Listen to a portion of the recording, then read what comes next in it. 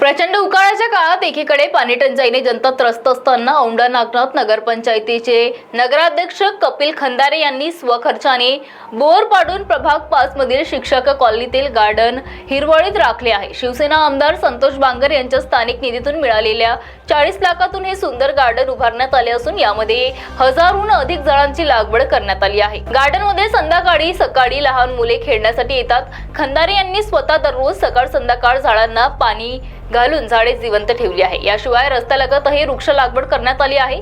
लहान मुलांचा आनंदच माझा आनंद आहे असे मनोगत खंदारे यांनी व्यक्त केले आहे। मी नगरसेवक कपिल खंदारे प्रभाग क्रमांक 5 साठी आमदार संतोष बांगर यांनी 40 लाख रुपये निधी दिला होता। त्या निधीतून वार्ड क्रमांक 5 मध्ये ओपन प्लेस मध्ये एक लहान मुलांसाठी एक गार्डन उभारले आहे। त्या गार्डन मध्ये लहान मोठे असे 1100 झाड मी लावले इथं, विविध प्रकारचे फळाचे, नारळाचे, फुलाचे। या गार्डन मध्ये सकाळ संध्याकाळ लहान मुलं येऊन खेळतात, बागडतात। त्या मुलांकडे पाहून मला एक असा आनंद वाटतो की खरंच मी हे गार्डन करून एक चांगलं काम केलेलं आहे।